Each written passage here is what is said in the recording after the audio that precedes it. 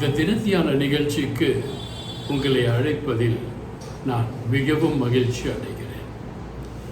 இன்று நாம் பார்க்க போகும் தேவனுடைய வசனம், தேவன் யாருமே நரகத்திற்கு போகக்கூடாது என்று விரும்புகிறார். இயேசு சொல்லுகிறார், உங்களுக்காக ஆயத்தம் பண்ணப்பட்ட ராஜ்யத்தை சுதந்தரித்துக் கொள்ளுங்கள். இயேசு உங்களுக்காக எனக்காக பரலோகத்திலே ராஜ்யத்தை ஏற்படுத்தி வைத்திருக்கிறார். அந்த ராஜ்யத்தை நீங்களும் நானும் சுதந்தரித்துக் கொள்ள வேண்டும் என்று இயேசு விரும்புகிறார். அதை இயேசு சொல்லுகிறார். நரகத்தை பற்றி பேசும் பொழுது ஆங்கிலத்திலே ஹெல் என்று சொல்வார்கள். இந்த ஹெல்லை பற்றி பேசும் பொழுது மிகவும் பயங்கரமாக இருக்கிறது, மிகவும் கொடியதாக இருக்கிறது. ஒவ்வொரு நாளும் நாம் செய்த பாவங்களுக்காக, உடலிலே செய்த பாவங்களுக்காக, கண்களிலே செய்த பாவங்களுக்காக, காதுகளிலே செய்த பாவங்களுக்காக, வாயினால் செய்த பாவங்களுக்காக, இப்படியாக நம் அவயங்கள் ஒவ்வொன்றும் செய்த பாவத்திற்காக நீங்களும் நானும் நரகத்திற்கு தள்ளப்பட்டு மரித்து போகக்கூடாது. சாத்தானின் தூதர்களாக நீங்களும் நானும் மரித்து போகக்கூடாது என்று இயேசு விரும்புகிறார். மத்தேயு 23:37 பார்க்கும் பொழுது, God does not want anyone to perish, but rather for all to be saved. ஆண்டவர் யாருமே அழிந்து போகக்கூடாது, யாருமே கெட்டு நரகத்திற்கு போகக்கூடாது, மாறாக எல்லோரும் காப்பாற்றப்பட வேண்டும் என்று இயேசு விரும்புகிறார். அதற்காகத்தான் இயேசு இந்த பூமியிலே அவதரித்தார். உங்களையும் என்னையும் எப்படியாவது அழிவிலிருந்து காப்பாற்ற வேண்டும். உங்களையும் என்னையும் எப்படியாவது நரகத்திலிருந்து காப்பாற்றி இயேசு வசிக்கின்ற இடத்திலே உங்களுக்கும் எனக்கும் அரியணை அமர்த்தி உங்களையும் என்னையும் அரியணையிலே அமர வைத்து அழகு பார்க்க இயேசு விரும்புகிறார். நாம் என்ன செய்கின்றோம்? இந்த வாழ்க்கை வாழப்போகின்ற இந்த குறுகிய காலத்திற்காக, இந்த குறுகிய வாழ்க்கை நிச்சைக்காக ஊழியக்காரர்கள், ஊழியக்காரிகள், குருக்கள், கன்னியர்கள், இப்படியாக நாம் எல்லோரும் என்ன செய்கிறோம் என்றால் ஒவ்வொரு நாளும் பாவம் செய்து கொண்டே இருக்கிறோம். இவ்வாறு பாவம் செய்து கொண்டே இருக்கிற உங்களையும் என்னையும் ஆண்டவர் சொல்லுகிறார், சத்தியத்தை அறிந்து கொள்ளுங்கள், இந்த சத்தியம் உங்களை ஜெயிக்க வைக்கும் என்று சொல்லுகிறார். 1 தீமோத்தேயு 2:4 இவ்வாறு சொல்கிறது, God desires all people to be saved and to come to know the truth.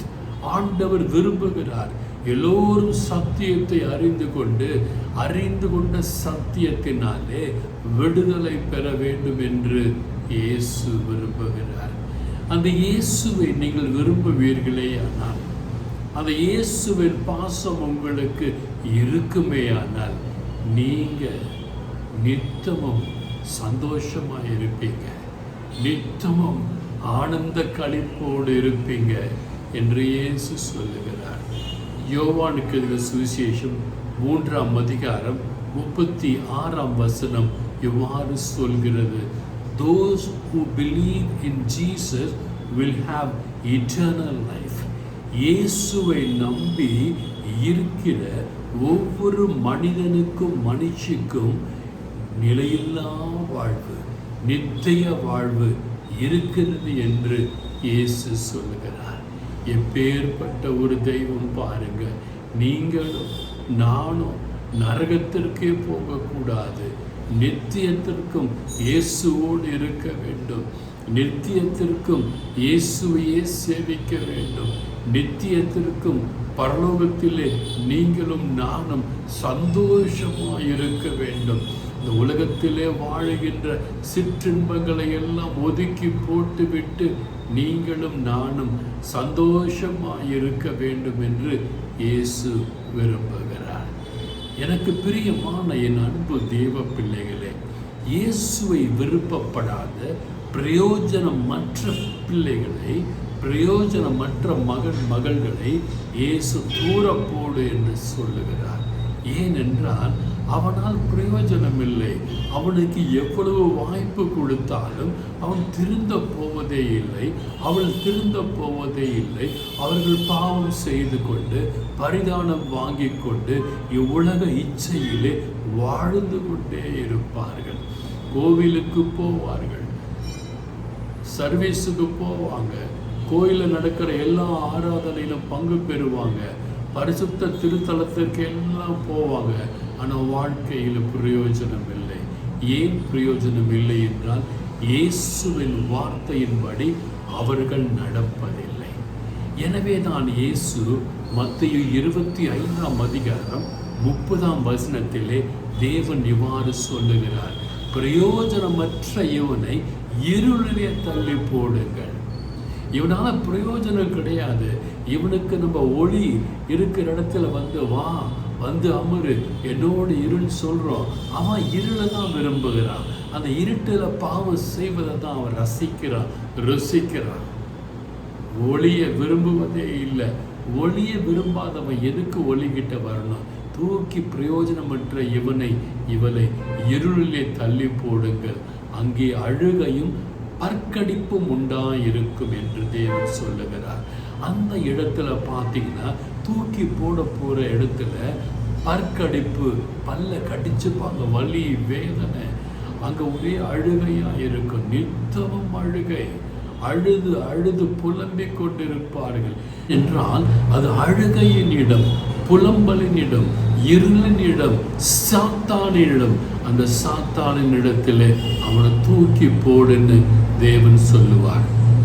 பாருங்க, அவ்வாறு பாவம் செய்கிற மக்களை தேவன் சொல்லுகிறார், நித்திய ஆக்கினி, எப்பொழுதுமே எரிந்து கொண்டிருக்கிற அந்த நித்திய ஆக்கினியிலே அவனை போடு என்று சொல்லுகிறார்.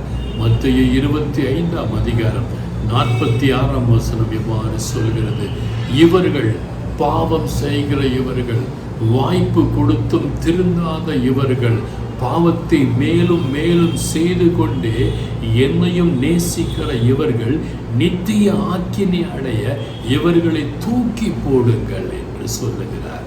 எங்கே தூக்கி போடுவது? தூக்கி போடுகிற இடம் எரி நெருப்பு, கந்தக நெருப்பு, ஒரே வலி, ஒரே வேதனை. அங்கு போன யாரும் திரும்பி பரலோகத்திற்கு வந்ததா சரித்திரமே இல்லைங்க. ஏன்னா தண்டிக்கப்பட்டவர்கள். ஒரு விசை நீங்களும் நானும் தண்டிக்கப்பட்டு எரி நெருப்பிலே போடப்படுவோமேயானால் உங்களுக்கும் எனக்கும் மறுபடியும் மீட்பு கிடைக்காதுங்க. இயேசு இறக்கப்படுவார், இரக்கத்தின் தேவன் என்று சொல்லாதீங்க. நீங்கள் பாவம் செய்வீங்கன்னா, நான் பாவம் செய்வேனா, நாம் பிசாசின் தூதர்களாய் மாறி போகிறோம் என்று வேதம் சொல்லுகிறது. மத்தேயு 25:41 இயேசு தெளிவாக சொல்லுகிறார், பிசாசுக்காகவும் அவன் தூதர்களுக்காகவும் ஆயத்தம் பண்ணப்பட்ட நித்திய ஆக்கினியிலே போங்கள் என்று சொல்லுகிறார். யாருக்காக ஆயத்தம் பண்ணப்பட்டிருக்கிறது என்றால், இது உங்களுக்காக எனக்காக அல்ல, பிசாசுக்காகவும் அவன் தூதருக்காகவும். நாம் பாவம் செய்யும் பொழுது நீங்களும் நானும் பிசாசின் தூதனாய் மாறிவிடுகிறோம். எனக்கு பிரியமான என் அன்பு தேவ பிள்ளைகளே, இயேசு உங்களையும் என்னையும் பாவம் செய்யாமல் பரிசுத்த தேவனுடைய தூதனாய் இருக்க விரும்புகிறார். நீங்க மட்டுமல்ல, உங்க மனைவி மட்டுமல்ல, உங்க மகன், உங்க மகள், உங்க பேர பிள்ளைங்க எல்லாருமே இயேசுவின் தூதனாய் இருக்க இயேசு விரும்புகிறார். அப்படி பிரியப்படுகிற இயேசுவின் பிள்ளைகளாக நீங்களும் நானும் மாற வேண்டாமா? இயேசு கொடுத்திருக்கிற அரியணையிலே நீங்களும் நானும் அமர வேண்டாமா? இயேசு உங்களுக்காக எனக்காக தயார் செய்து வைத்து கொண்டிருக்கிற அந்த ஜீவ கிரீடத்தை நீங்களும் நானும் அணிய வேண்டாமா? சிந்தித்து பாருங்களேன். எரி நெருப்பு வேண்டாம். வெயிலில் பாருங்கனால உட்கார முடியல, ஏசி இல்லாமல் இருக்க முடியல, ஃபேன் இல்லாமல் இருக்க முடியல. எப்படி நித்தியத்திற்கும் அந்த நெருப்பு, எப்படி நித்தியத்திற்கும் அந்த கந்தக ஏரி நெருப்பு வேண்டாம்? எனக்கு பிரியமான என் அன்பு சகோதரனே, சகோதரியே, இந்த நாள் உங்களுக்கு ஒரு மணி அடிக்கிற நாளாக இருக்கிறது. இந்த ஆண்டு முழுவதுமாக நீங்கள் பார்த்து கொண்டிருப்பீங்க, ஒரே போர் போர் போர் என்று. போரில் எத்தனையோ பேர் உயிரிழந்திருக்கிறார்கள். அந்த எரி நெருப்பு, அந்த குண்டு போடும் பொழுது வருகிற நெருப்பிலே கை போய் காலு போய் குற்றுயிரும் குடையுருமாய் இருக்கிறாங்க. இன்னும் கொஞ்ச இடத்துல மழையினால சில இடம் மூடப்பெற போகிறது. இப்படியாக எங்குமே பார்த்தீங்கன்னா ஆண்டவரின் கோபத்திற்கு உள்ளாகிற மக்களை ஆண்டவர் தண்டித்து கொண்டுதான் இருக்கிறார். உங்களையும் என்னையும் ஆண்டவர் தண்டிக்க விரும்பவில்லை. ஏனென்றால் நீங்களும் நானும் ஆண்டவருக்கு பயப்பட வேண்டும் என்று விரும்புகிறார். மத்தேயு 10:28 சரீரத்தை நரகத்திலே அழிக்க வல்லவருக்கே பயப்படுங்கள் என்று சொல்லியிருக்கிறார். நீங்கள் உங்கள் முதலாளிக்காக, உங்களுடைய தலைவருக்காக, உங்களுடைய மேனேஜருக்காக, உங்களுடைய மனைவிக்காக, உங்களுடைய கணவருக்காக, உங்களுடைய பிள்ளைகளுக்காக பயப்படுவது விட்டு விடுங்க.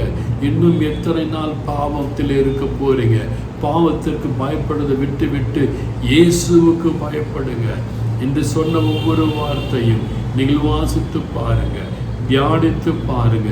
இந்த இயேசுவுக்கே பயப்பட்டு, இந்த இயேசுவையே நேசித்து, இந்த இயேசுவுக்கு பிரியமாய் நீங்களும் நானும் இருப்போமே. ஆனால் இயேசு உங்களையும் என்னையும் பரலோகத்திற்கு எடுத்து செல்ல தயாராக இருக்கிறார். அவர் சொல்லுகிறார், இந்த மகனை, இந்த மகளை நான் பரலோகத்திற்கு எடுத்து செல்ல விரும்புகிறேன். அவளிடத்திலே கேள், அவள் வருகிறாளா, அவன் வருகிறானா என்று கேள். அவன் வருவானே ஆனால் எனக்கு பயப்பட சொல், என் வார்த்தைக்கு பயப்பட சொல், என் வார்த்தையை தியானிக்க சொல், என் வார்த்தையோடு ஒன்றித்து இருக்க சொல். அப்படி இருப்பீங்கன்னா நீங்கள் நல்லா இருப்பீங்க, உங்கள் குடும்பம் நல்லா இருக்கும், உங்கள் பிள்ளைகள் நல்லா இருப்பாங்க. God bless you all.